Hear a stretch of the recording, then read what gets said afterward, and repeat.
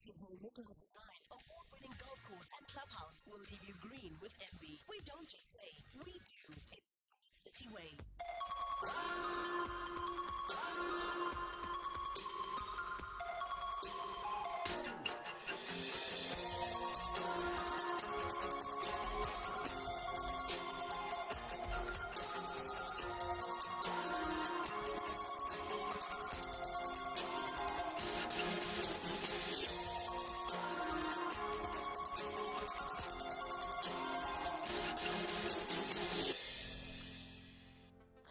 Good afternoon and welcome to Real Talk with me, Anele, on SABC3, where the stage is yours. So here's to hoping that you had yourself a wonderful Easter weekend and are not too dizzy from all these public holidays. You hear, right? So today, we have a special guest in studio. And what makes them special is because they're not used to being on the other side of the chair. They're not used to being asked the questions, you see. Affectionately known as the Fly Girl, been broadcasting since the age of 19 at Voice of Soweto, saw herself on national radio, Metro FM, at the age of 21. It's no wonder that no one can just say Penny. You can't just say Penny. You must say Penny Lebyane. How are you, Anele? I'm so glad you're here. I am so glad that I'm here too. Is this awkward for you? Yeah, it is a bit, yeah, but I'll be fine. You'll be fine. I think I'll manage. You'll yeah, manage. I'll manage. Now, when I say to you, the original It Girl, you like, no, I know. I would say reluctantly so because I had no idea what that meant. Because it wasn't like, I'm going to be an It Girl. Yeah. It was like, I'm working, I gotta be at an event, I gotta write about it, I gotta talk about it. And then it's like, oh, that's it, you're called the Fly One. I'm like, okay, what's that? Who first called you the Fly One? I think it was, my goodness, how can I forget her? She was at City Press because, you know, Gwen Gill Yes. was in the Sunday Times. Yes, and then yes. City Press wanted this column, but they wanted a younger version Of Gwen Gill, of Gwen Gill. And they said, you know, because Gwen Gill was like sassy, she was fierce, she was cool, she was not nasty. Yeah, You know, so that was that. And then, my goodness, how can I forget? So she was one of the editors, features editors at City Press, and asked me to write. And they said, "What are you going to call this thing?" And then they were like, "Okay, social butterfly." And I was like, "I'll spell it with a P for my name instead of Yes, like Penny. of an F." So basically that name came from print yeah, and it came then from- made yeah. it on its way Yeah, to radio. into radio and television. So you say that when you were young, your parents, everyone reminisces that you used to read things out when you're traveling. You're like, Joburg, Yeah. Mafikeng. My daughter does that, and my son actually. I was traveling with them this past weekend. We went home to Mpumalanga, and they were doing exactly the same thing. And then did you have a quiet moment to yourself? You're like, oh, I always have it when they say it because they say my aunt told me that my grandfather used to say that when I was with my grandfather, and I'll be like, oh my goodness, what was that? And You're then, being expressive though. yeah, I was a very expressive child. Even in primary school and high school, you were that person? I was that person. I was that. Even my aunt was saying again this weekend because she was my sub A teacher. Okay. So she always says my son was talking and she was like, oh my goodness, he's so intelligent. You can even see from like his persona, his IQ. You know, it's like the mom. When I was like, Whoa. oh, okay. You like that? You look at him, you're like, I was like, retirement I plan? was like, okay, yeah. So that was, yeah, it was like that. But I mean, so I remember you were telling a story about how you almost got your parents kicked out of their accommodation because you broke eggs. So they were renting a room in a house in Soweto. Yeah, in Diepkloof.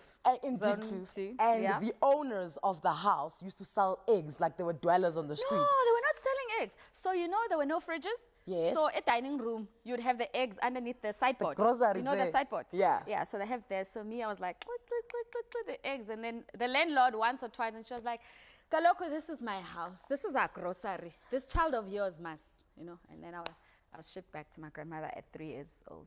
I still haven't forgotten my parents. But I mean, you had a lovely time with your grandmother.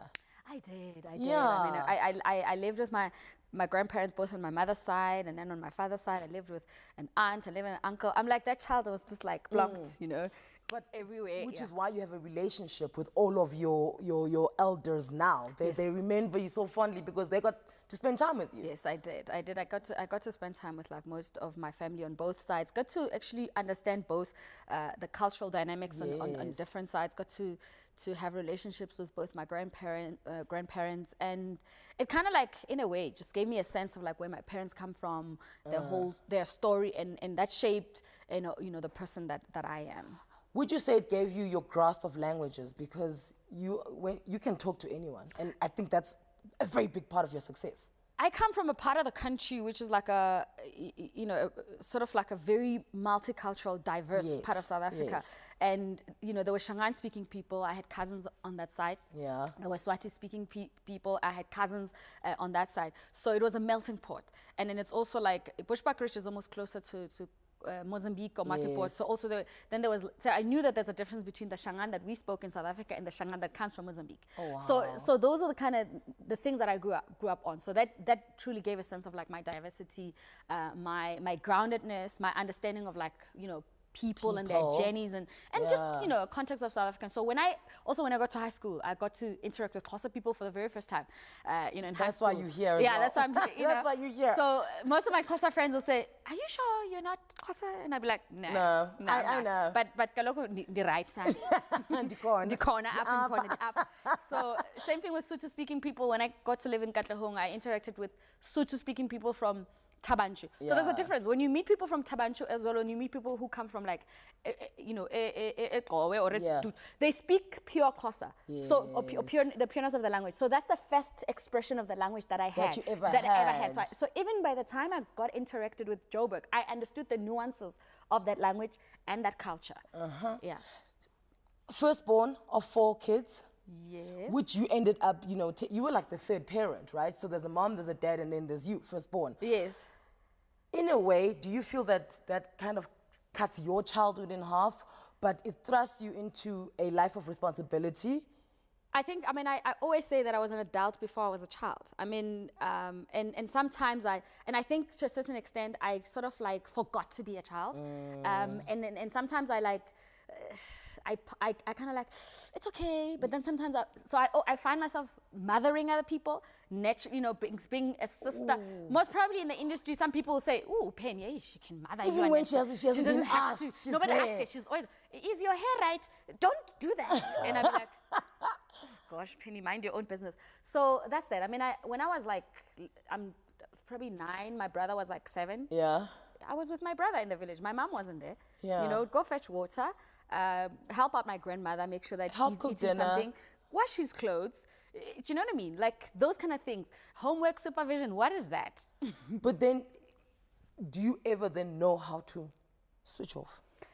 I'm learning to do that. I got to learn like the older I got. I never knew how to before. I had no idea. Especially in my 20s, I was like, you know, I was working, I was running, I was doing everything. I had no idea. Like now when I look back at my 20s, I'm like, thank goodness I wasn't drinking, smoking, snorting, doing all the crazy things, because I don't know if I would have survived.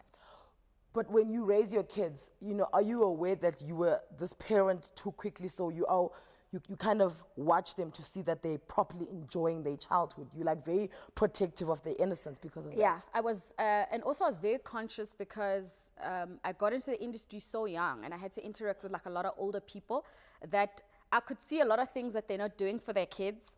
And then I was very conscious I didn't want to be an absent mom.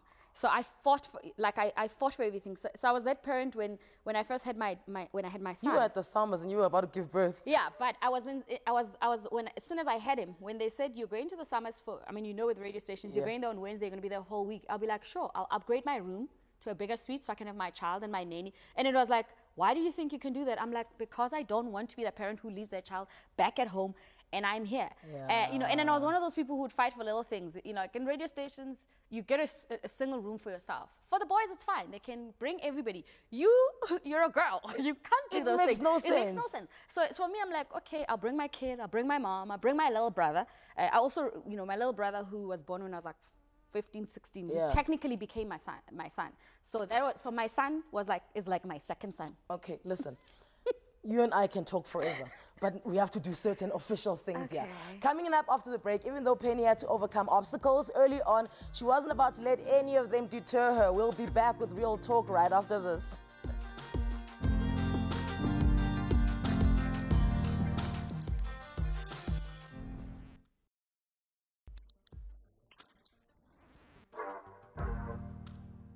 And welcome back to Real Talk today, spending time with Penny Lebyane. By her matric year, Penny was already volunteering at a community radio station. No stranger to hard work, she was on a path to realize her dreams. But being as young as she was about to discover what it meant to be thrown into the deep end. So what were your options, your education options after matric? I didn't really have much. My parents didn't have money. It wasn't like, wow, you passed matric, great, this is a plan. It was like, oh, okay, so you passed. And I'm like, I mean, didn't anybody think I was going to pass? What's the money? and then there wasn't. And I threw like the biggest tantrum of my life, got me smacked. I said to my dad, you know, listen, these white people that you work for, they knew when they hired you that you got a child? that you get a girlfriend, you guys have sex, and then you make children. Oh, wow. Yes, that's me. Is that what you said to your dad? Yes. And then I was like, so tomorrow I'm going with you to work, okay? And then I'm going to tell them. And I got there and I said, listen, you Italian white people who've hired my dad, he has children and now I've passed matric and I need money to go to school. And then right there, like there was this voice that says, this money that you're going to get today, your dad is going to have to pay for it. And forget about getting any more. What's $3,000? Yeah. Okay, so then how do you get to Voice of Soweto? So I get the $3,000 to go register at Technikon SA UNISA. Voice of Soweto came about while I was doing writing my matric. Yeah. Well, Senate 9. Gonna go into my matric year. The IBA issued out community licenses. One of the stations was Josie FM, which is known as Soweto Community Radio, which is known as Josie FM now, and Bua and all of that. So there were 3 different stations. Voice of Soweto was downtown in Joburg. Okay. I went to Soweto Community Radio for training, and they said the license are going to be issued in the next 3-4 months. Then my matric year came. Then I focused on my matric year. But I had been to Soweto Community Radio to register. I did a week training or something, but never went on air with them. And then the following year, after I've passed matric, now I've registered, I'm looking for a job to pay for myself. Voice of Soweto happens to be a block away from where I work at the Carlton Center. Then I volunteer there while working as a receptionist. Okay, so you're a receptionist, you're working, you're paying. At 21 years old. I was 19 then. Yes, but now you're 21, then Metro FM comes around. I believe that Metro FM is the greatest love of your life. Wow. You know, like how Oprah at the end of her show said, you and this talk show when she was talking to the viewers, you have been the greatest love of my life. Yeah. Sorry, Stedman. I really believe Metro FM was the greatest love of your life. I started listening to Metro FM because of you. I think you're correct. I think it's like when you start at 100, you can't go back to 0. Like nothing else mattered. Yes. Like for me, it was like it represented the essence of, you know, of like what black excellence is about.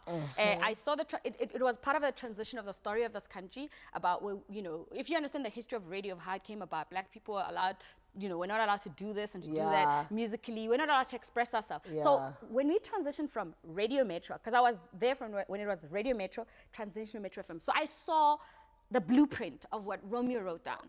And then for me, it has never even achieved that. And so I saw the strategy. I'm like, so that's why you would go back, because you would leave and then you would go back because you knew the DNA and the blueprint and you wanted to fulfill it. Yeah, and I didn't study strategy, but I'm a natural I buy into visions. If you give me a vision, I'm a vision executor. That's what I do. And also you were quite young. Yes. So, you know, when you're still young, you're quite malleable as well. You know, so you're like, okay, Romeo, is this what we're doing?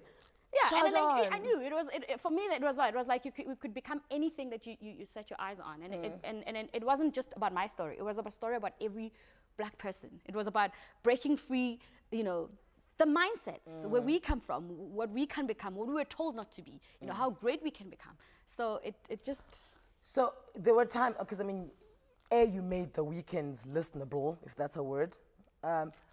With your show on a Saturday evening, it was buzzing. If you wanted to know what's happening in the country, we tune into the Fly Girl. I remember my sister's Rez at Pretoria Technikon. They like Polonaise, the entire house used to be like tuned into Penny. And actually, that's how I got to listen to you when I was in high school, because my sisters were in varsity and they were all listening to you. Yeah. At that point in time, do you see that, okay, the breakfast show is like the show to go for, the drive show weekday? Is that where your mind is? Okay, I naively believe that you work your way towards a lot of things. I really believe. I believe that you start at the bottom and you work to the top. So when my chance came and it wasn't happening, it didn't make sense to me. Yeah. And then, I mean, I had no idea of what sexism, marginalization, all of those things meant. But I experienced all of those things without the context of what they are. So only after inside, I'm like, oh, so there I was being marginalized. Oh, oh, that was sexism. Oh, that was. So you do know so- that there were times when you weren't getting a show because you were a woman. Yeah, I knew I wasn't getting a show because I was a woman. I wasn't getting a show because I was too outspoken. I wasn't getting a show because I wasn't sucking up to somebody. But all of those things happen in hindsight. Do you understand? When I was doing it, I wasn't thinking, oh, Anele doesn't like me because I'm too confident. Anele is holding me back because I'm a woman and I'm standing up to him. I wasn't thinking like that. I was just being me. So you leave Metro, and then what's the vibe? Like, are you not? Because I also, and likely I got taught this very early in the industry that management doesn't last, but talent does. So do you not like think, okay, let me just bite my time here. This one is gonna leave, and soon I will be able to do what I'm meant to do. No, I wasn't. I didn't. In this case, you know, there was a continuation of certain people and certain things and certain attitudes and certain. Do you still see those people? I do. I mean, I have to. This is Joburg. I'm not leaving because of them. Some of them I have to work with them. Some of them I had to work with them. And yeah, it was. And also, it was also just a lot of things. Like I was saying, I didn't come out and say, I'm going to be the outspoken, I'm going to be the activist, I'm going to be the... This is who I was. I detest injustice with a passion. Like, I can smell it a mile away. I detest disrespect. I believe in you treat people as you'd like to be treated. I don't, and I don't want to sound like, when I say I don't care, I don't mind who you are. You could be the president. Like, I'm a human being, I breathe the same air as you. Good morning, how are you? Fine and well. And then if you out of line, I'm gonna be like, what? So wait, when these changes happen now, like this recent changes, right? Do you not sit and be like, woo, shame, I can see exactly what's going on I was on here. Twitter, I was like, y'all should have been watching this video. This feels like it's back in 2007. Can I tell you what's going on here? Like, I was really like that. I was like, I can tell you what's happening with this one. That one did that. And you know what? It's little things. Sometimes it's like the producer in the background. It's the other presenter who's trying to do the same thing. Like petty little things that does not make us progress. So is that why you say that the DNA hasn't been fulfilled? And what would fulfill the DNA? Oh, I don't know. I don't know. It's not my baby. Would you ever go back to radio? I don't. Nah. I think radio is just that guy that. It's your ex. He wasn't meant to be. It's your ex. It's like, I don't know. I keep saying if the right offer at the right time with the right people, it'll happen. But I don't know. As management? As program manager, station manager? Nah, we have no ambitions to do that. Wow. Okay. On the way. An article about Penny in the Sowetan, I think she was 19 when they wrote this about her, said boys her age can never start a conversation with her. She was all of 19 when this article was written. I will unpack that next. I found it.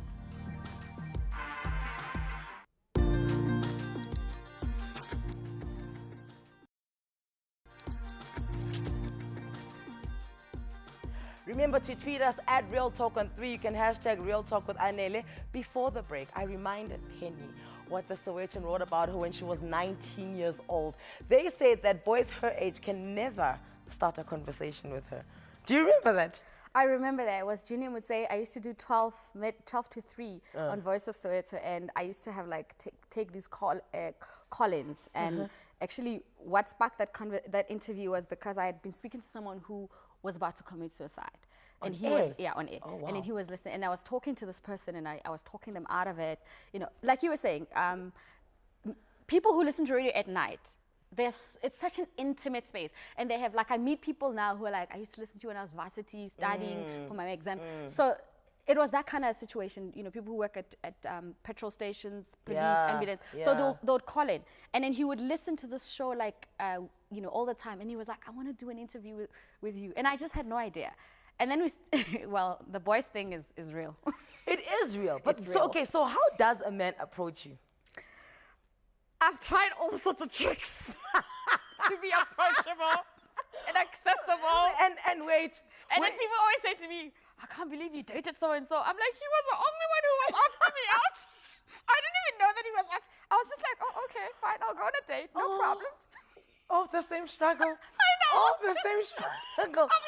I'm like, guys, I'm a nice girl, you know. I don't bite. I don't. But then, so now, Because you know you get told all these things. No, men like to be needed. You must make them And then need I become you. needy, and then I'm like, I can't act. Okay, but now then we live in an age where Chimamanda says stuff like, let me find this thing because I wrote it down because it reminds me of you. Of course, I'm not worried about intimidating men. The type of man who will be intimidated by me is exactly the type of man I have no interest in. Okay, that's being woke. That's 2016 talk. Yeah. I mean, you are a grown woman, right? So I turned 40 in December. hey, looking like that at 40, well done. So, girl, who you gonna date though?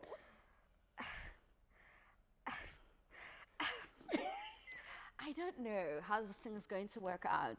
I was waiting for Jesus Christ. He's taking a long time. I'm thinking, maybe I'm going to try like a nice Afrikaner guy who's not worried. Who lives in the Free State, who's got a farm, who's not worried. Who farms tomatoes. Farms tomatoes, not bothered.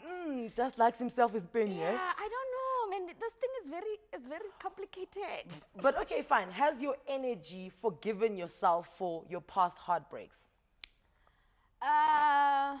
Because as an outsider who is very much into you, I feel like you took on too much of the breakups that you went through. Yeah, I'm orderly, my things must be, yes, I did because You did. because I, like I said, like the same thing. I naively think, when you work hard, you get rewarded. That, and then what you put in is what you get out. And for me, my 1 + 1 is 2. It's not 5. And then Or 7. 7. If I meet your parents, I've met your parents, dude. What's the deal? I'll never just take. It's things like that. It's like if you say hi, I miss you, I think you mean that. I say what I mean what I say. So I do not understand. And because being a public figure, I can't come out and say, he lied, he said this, because then it sounds like I'm You're being bitter. But at the same time, I'm saying, excuse me, you want me to deny my truth so that I can let you be? And then I'm thinking, come on, man, you're fake. You're fake and your mom dresses you funny. And then I can't say, when you're on television, you can't do that. You're not allowed to. You're not allowed. But other people can do it, and then they can write about you. Ooh. I'm like, no, I also. But who says you're not allowed to? Because, it gets you unnecessary attention. I don't do this for attention. So that's the thing. But I can't the thing stand the is, I attention. feel like everything about us can be professional, but our hearts don't have to be. Exactly, which is the thing that I have a problem with. I'm like, hey, when I'm pissed off, why can't I be pissed off and say, yes, in Anele, go and deal with you, and after that and say, as I was saying. Yeah, but it's those things. And then I think it's transitioning. I see this generation doesn't have to deal with that. Because No, they don't. They don't. And they don't have to deal with that. We have to deal with that. With, you're not going to get jobs. You're not going to do this. You're not going to do that. Woo. And then it had to be like, and then also some of us had to follow the beauty queens who were prim and proper and perfect, and we all had to be like, even though I didn't enter any beauty pageants, I had to be like, Okay, but now, you didn't answer my question. Have you forgiven yourself for owning Yes, I breakups have. that weren't part? I just feel Yeah. like you were wronged a few times, and then you just took it upon yourself like, you must be the one to build this house because again. everyone was like, ooh, Penny, miss, I've got it all together. How did that miss you? That's the thing. And then you have the people on the other side going, yeah, you know how she is. She's trouble. She must have spoken up. She must have said this. And then I'm like, do you know what this person did? Never mind. Twitter wants to know What? who we're talking about as we speak. No, but no, we're not talking about anybody. No, we're not talking about it. No, I'm just, so your ex-husband, the father of your children. Okay, not husband, just the father of my children. Ex main guy, right? He got married, ne? Were you being spicy when you posted a picture of him? You like, Because I was going to get a call and be asked if he got married, and then I didn't know that he got married. And I was not going to be that girl. Let's get a call from this. So I turn and say, did you know that the father of your children got married? No, I found out on social media like everybody else. So I'm not being that girl. I like that. I was like, you go, Penny. I'm like, I'm not that girl who's getting a call and being asked. I'm like, there you go. there you go, you have it. Don't call me. So he, as the father of your children, didn't tell you that he's getting married? No. Okay, and what was he expecting to happen? I don't know. Ask him. He's on Twitter. Okay. Your heart right now, is it fine? It's fine. The beauty of turning 40 is that you don't care. You can have a wee, you can cut your hair, you can dance. I mean, look at me. Do I look like I'm bothered? What else is the beauty of turning 40 besides not caring and just post? Wait, did you get a call from the newspapers? Because I was just like, this is a move. I like this move that Penny's doing. It's like when you posted the guy who got married. But did the papers call anyway? No, they won't, because now I know. You see, the thing is that it's not nice when you tell them your stuff. It's nicer when they call you and you look stupid. Oh, okay. It's not nice when you say, I'm fine. It's like, no. Then she's not depressed, she's not falling apart. We need to find out a secret and call and say, you see, Anele, did you know that you have a gap? And you're like, it's my gap, I have it. Like, for crying out loud, you know what I'm saying? It's like for crying out loud. I mean, let me breathe. Okay, so let's go back to the beauty of turning 40 besides... And also, you gotta understand, I used to work for a newspaper, so I know how people sit in newspapers and they plot and they say, Anele is the perfect candidate and this. Yeah. So for me, it's like, really, honestly, you get joy out of that? Okay, so what else is the beauty of turning 40? Let's leave those, like, just career-wise, mother-wise, person-wise, penny-wise. My first radio show was called Penny Lane. I've been staying in my lane. And I've just realized that, to become the thing, I'm constantly becoming. So I don't bother myself by, have I arrived? Am I the thing? It's like whatever it is that I was determined to become, whatever I was purposed to be, I'm constantly becoming that. And I there's no pressure. It's like I don't feel like I don't have to be where I don't want to be. I don't have to do things that I don't want to do. And I'm just like, at first, previously when I used to say no, I used to feel like, oh gosh, I'm missing out. Now I'm like, actually, I recently went to like some fashion event and then they were asking me, oh, we haven't seen you, whatever, blah, blah, blah. I said, my son is 11 and my daughter is 8. I've been raising my kids. I've been out here busy. And I've been raising the next generation. And then they're like, oh, we don't see you on TV. I'm like, do you know how many TV channels are in this country? Yeah. Your problem is that you're stuck on one. Yeah. Move around. Try. Like, shuffle. You might, if you're looking. You'll find. I'm like, I'm on TV every day. Oh, you need to be there so you can be relevant. I'm like, well, I'm relevant. I'm on TV every day. So listen, speaking of TV, on the way, I want to talk about Idols. I want to talk about Motswako. I want to talk about Sunrise. And you might not know this, but she also was one of the people who were very instrumental in getting MTV-based Africa off the ground. You didn't know that, did you? We're going to talk about it.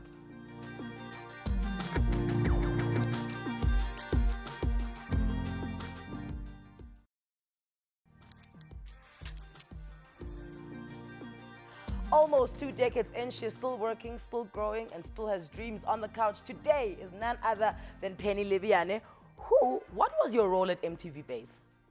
I was what is called a talent repertoire. So basically, and then a runner. That's probably like a fancy word that Americans use. So basically, for the person who does all the work. Well, they had no office in South Africa, so they needed to get videos of artists. So somebody needs to tell artists, you need to bring your video in a beta cam, 30 mil, blah, blah, blah, blah. And then you look at the video, good quality, no, it's not good quality. So you call all the record companies. And then they want to say, okay, we want to meet all the production companies. So you get all the numbers of the production companies, their contact person, their email address. So I was like a fancy receptionist. And then you get all of that and then you send it, email it to London. And you're like, these are the people you can meet. I think you must meet Anele at Cheeky Media. You must meet so-and-so. And then you tell to them, listen, I'm calling you on behalf of MTV. And then they come into South Africa, So all of those things. So I did all of that. And then, so they come and then they launch and then they're going to do the talent shows, and they said, oh, you're 28, and then you have a baby, and then you can't be like a on-air personality. I was like, bye. Oh, so you left because... I was like, what? No way. So all the time when you were doing it, you were like, maybe... I was like working. I was like 28 is young. I was like, they hadn't started. I mean, I look at people now at 28 with babies, and they're on MTV. I'm like, wow, how things have changed. For the better. Thank you very much. For the better, but I mean, I think you bet the branch of that. Why did you leave Idols? Oh, okay. I said the white kids can't sing as good as the black kids. Well, they couldn't. And then we didn't have DSTV at the time. I mean, like, it was only an open time. I wasn't being racist. I was just being honest because, the black people were not watching Idols. They were not voting for the black kids. So this is season 1 and season 2? No, this is season 1. So Heinz Winkler won that one. Yes. That was the year Ayanda Ndlangothi Ayanda Ndlangothi, who was there, was the best singer. Thank you very much. When she sang that Black Velvet song, Yes. I had never had it, and I was like, you? Okay. So then they were like, troublemaker, They were Penny. like, they're like, get rid of her very quickly. I was like, I didn't mean any harm. Enter Mara, stage left. Why did, okay, Motswako, 3 years. I mean, you were lauded highly for that. You were just like this talk queen. Why leave Motswako? Guys, Mara Penny, how is it that you always got a story guys, let of me tell you, leaving? it's because I read the contracts. Oh, Okay, and nobody took me to law school. I read the contracts. I know what my rights are, and I know what I'm worth, and I know what I bring. You know, I don't just, I really bring myself to any job that I get. And then when I get treated unfairly, I can't scream about it, and I'm expected to, it hurts. It really, really hurts, because I have been working my butt off since I was like 19. And all I ask is to be paid like other people. It's things like that. It's pay, it's how you're treated. I mean, even on the Idols things, I made a comment to one of the stylists about how the kids were dressed. And then they said to me backstage, that one, she's not gonna make it to the second round. You know, and it wasn't about me. It wasn't even about that kid. So it's things like that, that other people, treating other people bad in productions is wrong. It's totally wrong. You know, and I'm not gonna sit there and say, okay, I'm in here, it doesn't matter. That's your curse, though. It's It your gift. It is my gift, and it's my your curse. gift, and it's definitely your curse. I read the contract, and I have a conversation, and I'm like, I mean, really, this is, you know, and then people they take that as like, you're a troublemaker. No, you're not a troublemaker. I wouldn't like to be treated like that, and I don't think people should treat other people like that. So after all of this, do you then like check your approach now? Because you're just like, you know what?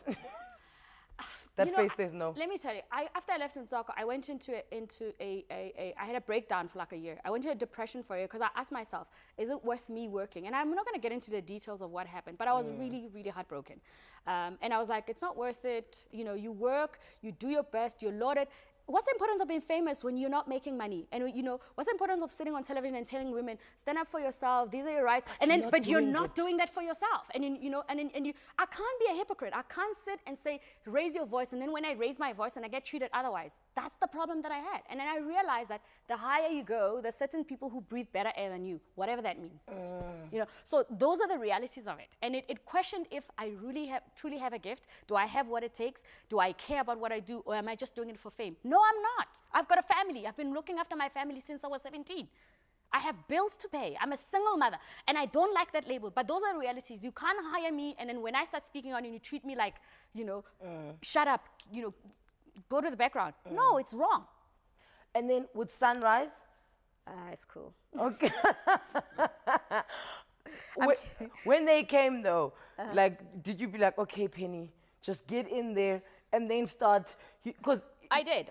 Okay. But here's the thing. Like I said, I hate injustice with. And you know, we can sit here and talk about, for example, racism and sexism. But let me tell you, sexism is not when someone comes start talking to you and saying you're sexist. It's little things. It's nuances. It's nuances. Yeah. So now you need to know how to pick up the nuances before it becomes a mountain. It's a little stone.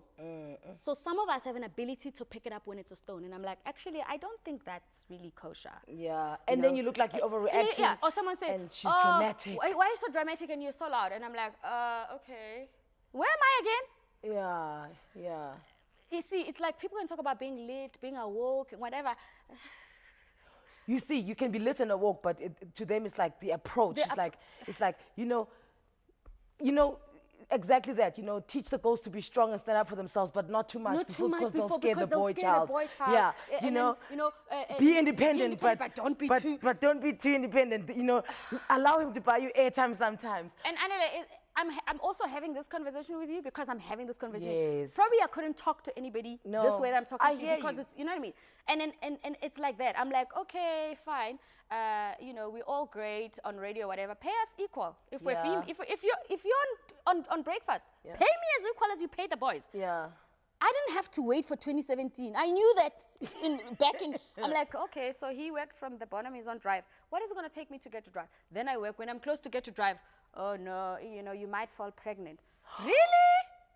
Wait, is that something that was said to you? Yes. Oh, no, you're not ladylike. Like, you know, Anele is very ladylike. You need to be, oh, okay. You might fall pregnant. Yeah, you might fall pregnant, you know, girls fall pregnant and then they're not a good investment. These are the things that some of us had to deal with. And see, my mother didn't sit me and teach me that's what sexism is, that's what chauvinism is. Nobody taught me that. It happened to me, whoop, whoop, whoop. And then after the fact, I'm like, oh, that's what that was. So you understand, part of my people thinking, oh, Penny's dramatic, is because I could see through those things and then you keep talking and no one is hearing you. And then you must sit on the radio. 2017, are people hearing us though? Yeah, they do sometimes. Again, you know, you're told, it's a bit confusing in 2017 because there's people who are just dramatic for attention. And then even when you have a case, you have to shout louder, you know, on Twitter, Facebook. So sometimes I just keep quiet and I'm like, oh, okay, can somebody handle it? Okay, without the drama and the injustice, if you could, what's the end goal for you? What's your dream? What do you want to be doing? What does Penny want to do with her life? Before you fall asleep, what's that one goal that you know you're working towards? I just want to, you know, live my truth. I want to raise great, amazing kids who can be positive contributors to this country. I want to inspire young people who come from nothing. I mean, I come from Bushbuck Ridge. I was there just this weekend. There's a lot of talent and raw talent in this country. I just want to be able to say to that kid, whatever your little dream is, you know, whatever support you have, you can become that. And I'm past the like, I want to have my own daytime talk show. I mean, I'm on television every day. And if that happens, it happens. If it doesn't happen, it's not. But you'd like for it to happen. You know, I'd like for it to happen. I'd like to make lots of money, yes. You know, so I can be able yes. to look after my yes. kids and you know, and give, you know, give other people opportunity. I'd like to probably run a school. I'd like to have a halfway house for girls in the industry. Girls in the industry come into Joburg 3 months into it. All your values that you came in with are gone because of the people that you meet in this industry and the things that they do to you and how they treat you. You know, basic little rights that people need to know about, because we should treat people the way we'd like to be treated. Listen, I was supposed to speak to you about climbing Kilimanjaro, I know, but this was too good. Yeah. I didn't want to derail, girl. Yeah. Thank you so much for coming. The script just never works no, with me. No, it's it just was like, out of those. here, gone. Yeah. You'll be back. I want you to be on a panel with me one day. We need to break the... Look at her. She's like, Anele's going to get me into trouble again. And I think I'm already in trouble. Keep quiet. Speaking of good causes, after the break, philanthropist Carolyn Steyn joins us for the last little bit, and we'll tell you more about the 67 blankets for Nelson Mandela Day Drive. It's exciting. We want you to be part of it. Stay with us. You're going to...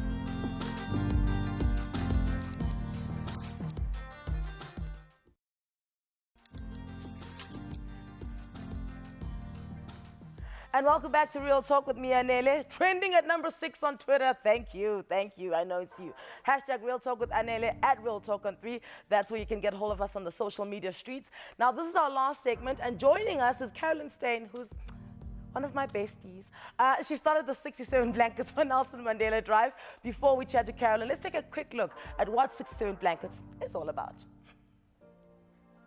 April 23rd is our 67 blankets family cook-out day. All around our beautiful land, join us as we spread our blankets made with love around the statues of Nelson Mandela. Bring your family with your cooking baskets and your wool as we knit our nation together, bright blue and colorful thread. Make a blanket with some of the best qualities. Now Mandela Day fight against it.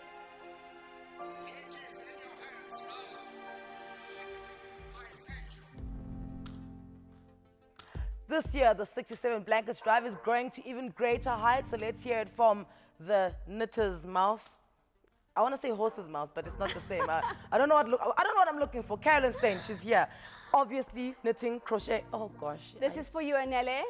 Start now. Unjalo, okay. But look, I made this last year, but I didn't put it together. My nanny did because You she... know what? I love it. Anyway, Already, you love it. I love okay, it. cool. So this is my contribution to the Thank you so much. 67,000 blankets. Oh, this is exquisite. Thank you, Anele. I've been waiting for this. I've used it a few times.